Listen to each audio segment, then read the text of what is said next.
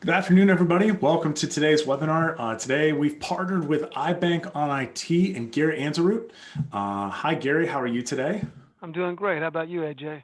I'm doing just fine. I also have Anthony Estelle, who's our market vice president. He'll be in the Q&A panel answering some questions. He'll also be with Garry and I later on to take any questions. Anthony, you want to say hi to everybody? How's it going, everybody? Thanks for joining. So Garry, I'm going to turn it over to you, but real quick before we get there, real quick housekeeping note. Please enter any questions you have down here in the Q&A panel. That helps us keep track of the questions and make sure they get answered. If you ask a question, you're entered to win a prize. That prize today is a Bose SoundLink speaker, a very nice speaker. All of this is also being recorded, so you have to step away. You missed something, you want to go back to it. This is all going to be recorded. You'll get a link to it in your email. It'll also be on go.expedient.com/webinar replays, youtube.com/expedient, and instagram.com/_expedient. And with that, I'll turn it over to Garry. Thanks, Garry. Thanks, AJ. Appreciate it. First of all, thanks everybody for joining us. Appreciate it. Before we get started, we just want to talk a little bit about iBankonIT. If you're not familiar with who we are, we've been in business for about 25 years. We really specialize in partnering with our customers to help leverage technology to drive and provide positive business outcomes.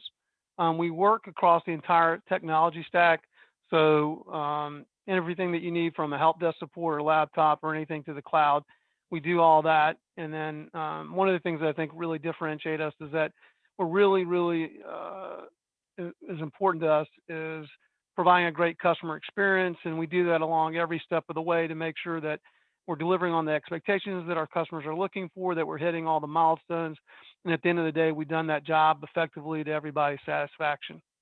Can you go to the next slide? Some of the reasons why customers do business with iBank is we're very flexible and easy to work with. That's where our motto, maximize value, minimize hassle, comes from. We try to make it easy to do business with and work with our customers. We try to leverage, whatever infrastructure you currently have. So we don't necessarily want to force you to new technologies. We want to make sure that we understand your business, the things that you're trying to achieve, and then understand what you've already invested in to see if we can use those tools and resources to continue down that path. We're very responsive, so we try to get back to you quickly, and we're very honest and transparent with how we deal with our customers. We try to be cost effective, so hopefully we can help reduce some costs and drive some efficiencies. And we also believe we have all the right people and the processes and the different technologies that are available to you, to your organization, to help you achieve any kind of IT project that you're looking for. Next slide. And then here's just a high overview of some of the services that we do provide. So again, any IT help desk, whether it's managed services or break fix on an hourly basis or a project basis, we can do. Obviously, any strategy, consulting work, telecom services, so that's any kind of network of voice, unified communications, telephony type of things, we can help support customers. Obviously, data center and cloud, like we're doing with Expedient today. With everything you do, security is an important part. So, we certainly have the resources and the ability to help you look at security services, whether it's traditional firewall or intrusion detection or DDoS or whatever, we can help. And then from a hardware perspective, if you need help in sourcing hardware, we can help provide resources and knowledge around that and help you procure that. And that's just really iBank at a high level. We've worked with Expedient for a number of years. Really proud to be part of this and representing the organization, and appreciate everybody joining, and hopefully you'll find today informative and helpful. AJ, I'll turn it back over to you. Thanks, Garry. By the way, my name is AJ Kuftik. I'm Principal Technologist with Expedient. For those of you who are new to Expedient, we were founded in 2001. We started in co-location, moved into managed services, and are now in cloud. We have cloud locations in US East, Central, and West. 2 of those locations are in the Baltimore market. We have international cloud deployments on customer sites as well. So we have them in Australia, Germany, and Canada. So if our cloud locations don't work, we can bring that cloud to you, and that applies domestically as well. We're a VMware Cloud Provider and have been since 2007. We have tens of thousands of virtual machines on our platform. So this gives us a massive scale and ability to meet not just small needs, but big ones as well. But when we talk about cloud and what an enterprise cloud really means, I I want to talk about work first and kind of where we put our time and our effort. At the top and first and foremost, we have business projects. This is where IT can have a direct impact to the bottom line of the business, a new revenue project, something that is trying to bring new money into the business. We also have internal projects. These are things like architecture changes to be more resilient or more reliable to the business, or maybe even provide automation around making things more self-service. We also have unplanned work, and just as it says, it's work that's not planned. And those are things like servers going down, networks going down. And we try really hard with things like internal projects to eliminate the amount of unplanned work that we have. And finally, we have planned work. And this is where we at Expedient find people spend a lot of their time for no real reason. And it's all the work that we do to keep the lights on. Things like hardware refreshes, patching, storage migrations, those sorts of things. They're just kind of wheel spin, right? And if we group them just a little bit higher, the project work is high value work. This is the stuff that actually provides a real value back to the business. And it's what we as IT want to be a part of. On the bottom, we have low value work. It's not no value work. There's still a value in doing it. But to the business, it's not a huge value. You're just keeping the lights on. If you do this work, you're doing like the bare minimum of what your job is supposed to be. And if you don't do it well, you fail and you're fired. So we want to avoid that. And when we look at things like cloud, we see things like on-premises being a big challenge. These are things where you have a existing skill set in the same applications you've been running for years, but they're the same applications you've been running for years, right? You've been running them. These applications are 2+ years old, but that skill set that you have around how to support your network, how to support your applications, operating systems, so on and so forth, goes a really long way. It's something that you've built from the ground up there. The problem is that on-prem technology has no agility at all. And the large reason for that is that on-prem IT is all CapEx. It is all big purchases. Storage is expensive, networks are expensive, servers are expensive, licenses are expensive. It's expensive the entire way around. And so when we start to talk about how to be more agile and meet the needs of the business, an on-prem model just doesn't work. It's very difficult to do that when you still have to go buy and maintain the entire platform that goes around it. And a lot of this work is manually driven. You know where to click, but it's still very manually driven. And it's not easy for someone to come in and try to automate all of that. And so a lot of businesses start to look to the cloud. They start to look at places like hyperscale clouds. The problem is hyperscale doesn't really solve that. That's AWS, that's Amazon and Azure and Google. All three of these don't really solve the problem that you have. There's 10 different services on that diagram alone. And so you have to go learn all 10 of those services and learn how to design an application to be the right fit for a hyperscale cloud. And that requires a new skill set. You can translate some of your knowledge, but not all of it. And it doesn't always translate directly. And so there's a big ramp up in terms of time that you and your staff have to go on to be able to be very successful in the cloud. And a lot of time, this requires an app refactor. This requires things to be rewritten. And when you're a shop that runs a lot of commodity off-the-shelf software, that's not easy, especially when you don't have any control over the code. You're running version 8 of what vendor B's software. If they don't make it for the cloud, they don't offer a SaaS platform, you can pick it up and put it into an EC2 instance. You're just going to pay a lot of money for the exact same thing that you have on-prem today. And so what we look for when we're looking to move to hyperscale, what we want from this though, is we want that agility and elasticity. We want the ability to take on more resources when we need them for our big season and shrink them immensely when we don't, right? Things like health insurance, retail, accounting systems, those sorts of things that have pretty well-defined big seasons. Accounting, year-end closing. Retail has the current holiday period. Health insurance has their open enrollment period. They want to be able to scale up to meet the needs of the customers and shrink back down and only pay for what they're using. And that's driven by a monthly OpEx. which is why we really want to focus on how to actually get that without having to completely refactor everything. And when we start talking about automation, hyperscale clouds are API driven. And this is why a lot of developers and a lot of shops have started to look towards hyperscale cloud, because they can write code to go do all of their deployments. They don't have to fight about it. They can just say, hey, I need another VM. As part of my code, boom, there's a new VM. I can deploy my code into it and keep moving. It allows the business to go faster. It allows your developers to go faster, but at a lot of challenges to just try and make everything work around that.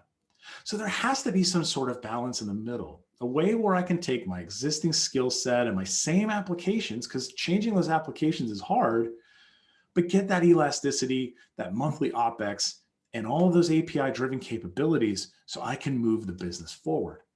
And that's what our hyperscale cloud is. We combine the best of both worlds and build that balance. So it's really neat to talk about, but I'm going to run through a demo here because I think seeing is believing. So let's jump into this demo real fast here. We start on the outside. At our login prompt, we offer two-factor authentication for our platform. So if I type in my password here, send that in, and I approve my two-factor authentication, it goes in. From here, we now have the ability to provide a number of role-based access controls. On the front end, I have my 701 data center, my ACM data center, so I can see all of my resources across the multiple data centers that Expedient has. We have a number of data centers, including 2 in Baltimore and Tide Point and Owings Mills.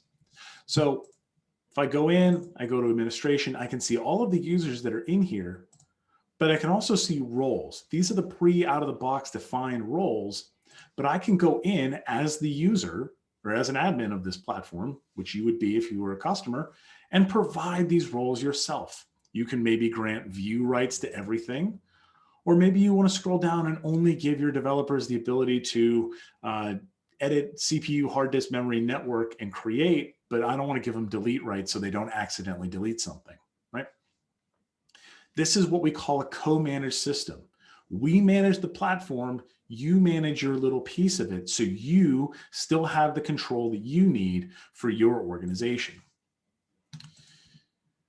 If we go into our libraries, this is where our VAP templates come from. And we offer a number of them out of the box. So the 2012 R2 to 2019 templates, these are Windows templates, basic Windows install with VMware tools, and they're patched to the latest patches. You're capable of using those at no charge. You just pay for the resources that you're using after that. But you can also bring your own. This AJK LAMP and AJK WP, these are images from Bitnami. I downloaded them as OVAs and I imported them in so we can actually use them and deploy our own image. That allows you to bring your own image from your on-prem platform today. So if you have a Windows image, a Linux image, or something else that you really happen to like, you can drop it right in and keep moving without having to figure out what's the best way to build this for AWS or whatever. It's all built in to the platform here. We also have the concept of data center groups. So I can take 2 data centers and logically group them together for my platform. So I have our environment in 701, which is in Indianapolis, and ACM, which is in Pittsburgh. And if I go in here, I can move my egress points across them. This is actually a big part of our push button DR solution. So our DR as a service to be able to fail over from one data center to another without any external IP or DNS changes. It just fails over and your applications come back up. It's really, really neat. And I highly recommend going and seeing some of our demos on our website. One of the other pieces of that is that we offer stretch networking. So I can have a network in Pittsburgh and a network in Indianapolis, and they're the same IP range across. So I don't have to re-IP things for DR. I don't have to re-IP things when we're bringing things in. And as part of our delivery process, we can help you migrate your networks in or your IP ranges in to make it that much easier as part of the migration process. So if I go back to libraries, I'm going to go deploy a VM. So I'm going to pick this WordPress instance here. And we'll go ahead and give it a name.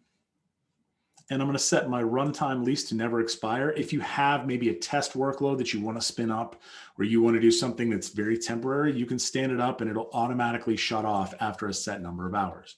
It's just a function in there. You don't have to do it. You can just set it to never expire.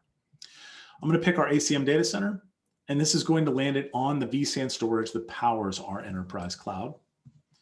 And then from a networking standpoint, I'm going to go ahead and pick this SA demo network because that gives me the ability to stretch layer 2 across 2 different data centers. So if I have to fail this VM over for a disaster, I can do that without any sort of problems. And I'm going to take DHCP. You can also set static IPs or use an IP pool to set the IP address on the VM. One of our other big differentiators is that we don't offer t-shirt sizes. You can build your VMs however you'd like to.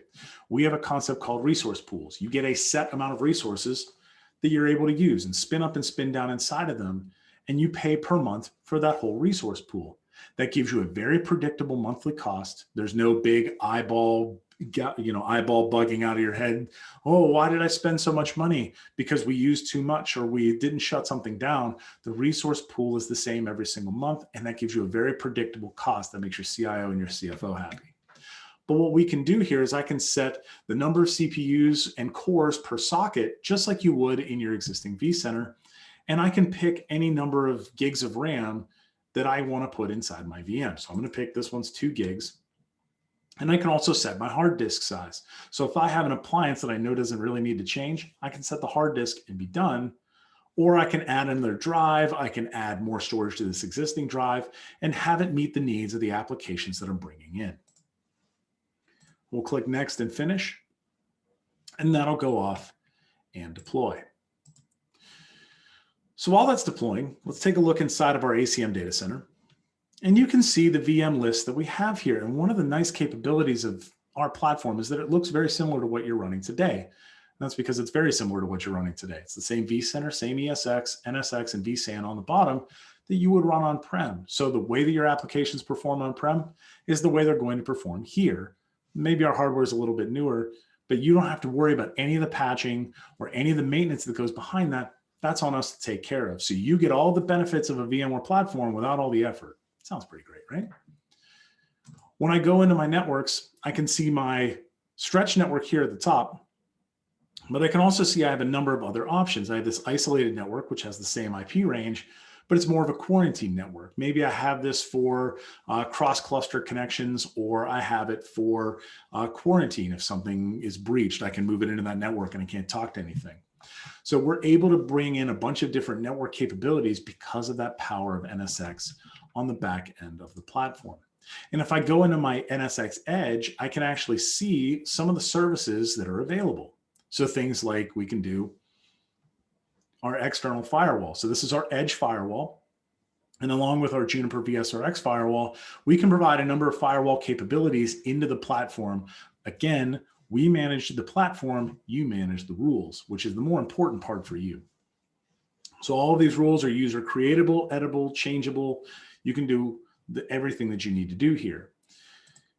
We also have the capability of bringing in a DHCP infrastructure, so I can do things like provide DHCP addresses to my existing VMs, or if I have something like maybe Infoblocks or Microsoft DNS and DHCP that I've put a lot of time and invested in, I can relay my networks to that and have that provide all the same DHCP capabilities.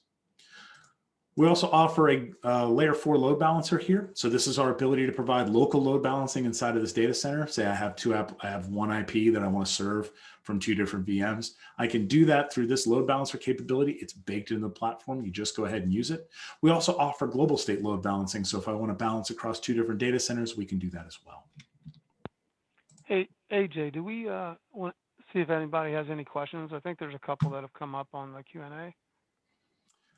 Yeah, so I see one question here. Will you provide a definition of a hybrid cloud, and does Expedient offer those services? So we are offering the ability to connect from our data center and our cloud to Hyperscale cloud. So if you want to go into AWS for a specific platform or any sort of different capability, you can go ahead and do that from our data center with our high-speed connectivity. Obviously, the Baltimore data center happens to be quite close to US East 1 and all the other data centers down there in Ashburn. So there's a number of capabilities that we can offer to get you there faster. In fact, one of the big pieces here is that you can land your existing applications on this platform, and then that gives you the time and ability to start to build your next generation applications if you want to use a hyperscale platform without having to worry about all the management and day-to-day activity that goes along with this. So if I go into my VApps, I can see that my VM down here is stopped, which is fine. That's the way that it's, whenever you do a new deployment, it deploys and then stops it. So now this is going to power on. And if I go into this, I can see my VM. I can see that it's powering on and the IP address that it grabs. And if I hit this three dot drop down, I can see all of the same things that I saw inside my normal vCenter that's on-prem, right? Things like power on, power off reset, create snapshot, launch the web console, all of the same capabilities without having to manage a vCenter and hosts and all that other stuff. You get the capabilities you want without all the headaches that you don't. So if I launch the web console, I can see my VM come up, and I can see that it grabbed this 97.105 address. And if I put that IP address in, I can pull up the WordPress site. Very simple, very straightforward way of doing those.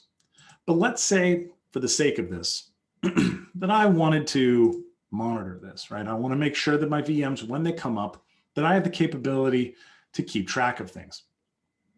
vRealize operation is baked into the platform, and you get that as part of this. It's not an add-on, it's not a bonus or anything like that. You're able to take advantage of those things.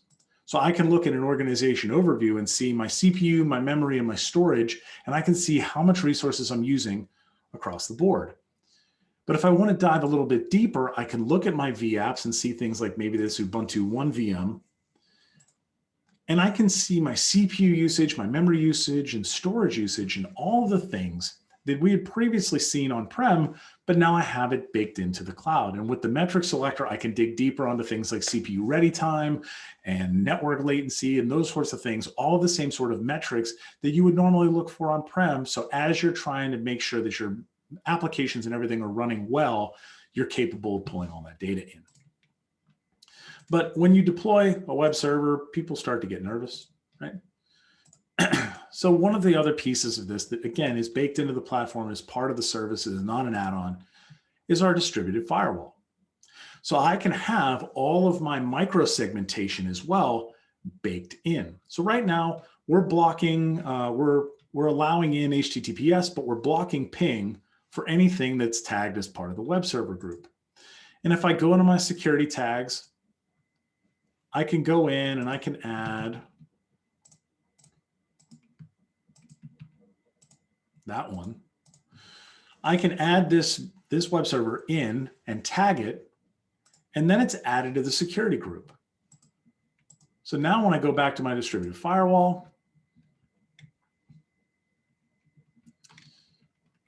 I can ping this box, and I can see that my requests are all timed out, right? Because it's being blocked.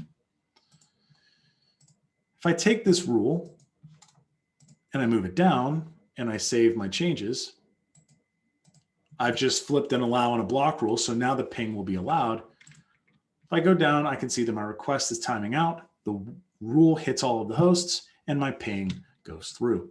So I, again, have full capability to do this. This isn't something that you have to call our support staff to be able to handle. This is something that we can do out of the box. And that's the main demo, right? I see a question here. What type of security measures has Expedient taken to host our data in your cloud platform? So all of the storage is encrypted at rest, full stop. From a compliance standpoint, we offer attestations to HIPAA, HITRUST, SOC 1, SOC 2, PCI DSS. So all of the big compliance regimes that everybody gets nervous about and concerned about, we offer attestations to those. But we also offer all of the firewalling there, the microsegmentation, the external firewalling. We also offer a number of security services like antivirus, distributed denial of service mitigation, unified threat management. So all of these other various security capabilities and new ones to come that provide a number of security, that provides a security envelope around your application versus just a bunch of individual services. And all of them are backed by managed services and our support staff so that when you have a problem or you have a question, you get an answer to it. But if we look at the overall cloud pod, right, we have Dell PowerEdge 740 XDs, with 25 gig networking. So we have all of the throughput and all the power that you need to power these applications. But because you're paying for it in a resource pool model, you're not paying for the whole thing. You're only paying for the little amount that you actually need. We also offer, here's our full data center map. So we have the two that are in Baltimore. Those are numbers 1 and 2 in red. But we also offer our cloud on-ramp. So if you need to connect to a hyperscale cloud, or you want to connect into the cloud exchange to get to GCP, AWS, Azure, you can get to those very, very easily and very, very quickly. We offer our colo space as well. So if you have physical capabilities, you can put those right next to our cloud and get that full capability, get those full benefits of having everything next to each other. So eliminate the latency and get the super fast networking between the two. Also, there's no egress fees with this. So when you go and move your application in, you don't have to worry about what is the network flow and where does the data come from. All of those egress fees are gone. They don't exist in our cloud. So if you're looking to find out when Enterprise Cloud is the best fit, if this application existed 2 years ago, it's probably an application in your data center today. But if you have any of these sorts of applications, you're able to bring those onto the platform without having to make any changes. It's a lift and shift. We help you migrate in. Our delivery services are part of the platform. So when you want to migrate your applications from on-prem to us, we help you get that in. And we make sure that it's a smooth process. But if your application has pretty low value through application refactoring, let's say this application is responsible for like $10,000 a year in revenue and it would cost $100,000 to rewrite, it's going to take you 10 years to recoup that. We can help you get the cloud operating model you want without all the refactoring that would cost a ton of money that would take you a very, very long time to get back. And if you interact with any physical systems, mainframe, HPUX, AIX, these are all things that still exist. But things like physical database servers or existing physical security stacks, we can put those in our data center and connect it all up for you so that you get the best of both worlds.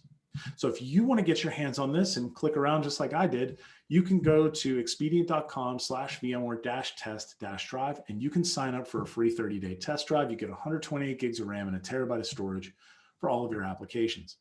You can also reach out to me at aj.kuftick@expedient.com to schedule a test drive as well. And with that, I'll open it up for questions. I'm over here on the left. You can reach out to me, aj.kuftick@expedient.com. You can also reach out to our Market Vice President, Anthony Estelle, anthony.estelle@expedient.com, and Garry Anzaroot from iBankonIT at Garry@techtradingpartners.com. And with that, we'll open it up for questions if anybody has any here. I saw we answered 2 of the questions in there. They were very good questions, by the way. Thank you, everybody.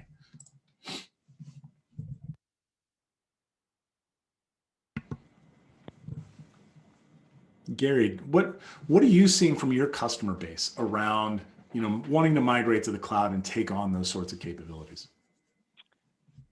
I mean, I think a lot of organizations are either in the process of moving to the cloud or looking at it as their hardware comes up to be refreshed, right? Upgrade. They're determining whether or not they want to reinvest in the hardware, or do they want to look at maybe moving to the cloud and seeing if there's an opportunity there for them to drive efficiencies and also have scalability and maybe some cost savings. I would say always moving to the cloud doesn't necessarily mean that you're going to get a lot of cost savings because you're swapping one cost for another. But I think there's other things that you can gain from it. And I think, some of the things that you talked about that Expedient offers, the fact that you don't have to, revamp or redo any of the applications if you're using VMware and things of that nature today, makes it very easy to migrate to the cloud. To do some hybrid, I also think is probably a more common theme with most customers today. Not everything needs to move to the cloud. Not everything needs to stay on the prem. And I think some combination of that, along with also using different environments to support different applications, whether you're using Expedient for some things and you're using a competitor for others. I think companies are starting to look at that as well, as where's the best place to put this particular application, not necessarily the entire environment. So those are some of the things that I think that we see in discussions with our customers today. Awesome. I see one question here in the chat, need for FSMA and FedRAMP. So from a FSMA standpoint, we are building a lot of our things to NIST 853. So we are building a lot of our things to compliance regimes that are more framework based than just an attestation and auditable, right? But from a FedRAMP standpoint, we can work with you on things that you may need. So if you need FedRAMP compliance, let's talk about that. We found a lot of customers want FedRAMP because it's a really nice stamp to be able to say this is what this does.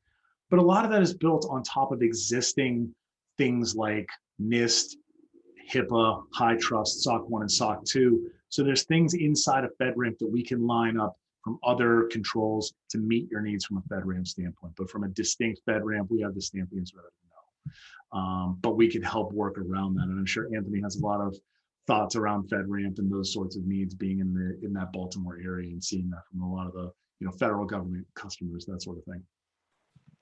Yeah, that's correct, AJ. I think you hit the nail on the head. We're able to satisfy most client requirements via our vehicles that are already in place. However, some clients do absolutely require FedRAMP. We do have some clients that are FedRAMP under the guise of FedRAMP that choose to co-locate within our data center environments. But by far and large, the majority of our customers are satisfied with the vehicles that are in place via our SOC compliance that aligns within this standard. We've come up at the top of the hour here. Congratulations to Charlie Sherman for winning the Bose SoundLink. So congratulations, Charlie. Karen will be reaching out to you. I appreciate everybody's time today. We've had a really great session. Again, this is all being recorded, so you can go to go.expedient.com/webinar replays to see a replay of this. But you can also reach out to me or Anthony or Gary around any additional questions you have, maybe something you think about later, or reach out to us if you want to talk a little bit further about what our cloud and what iBankonIT can offer. And with that, have a great day. Thanks. Thank you. Thanks, everybody. Appreciate it.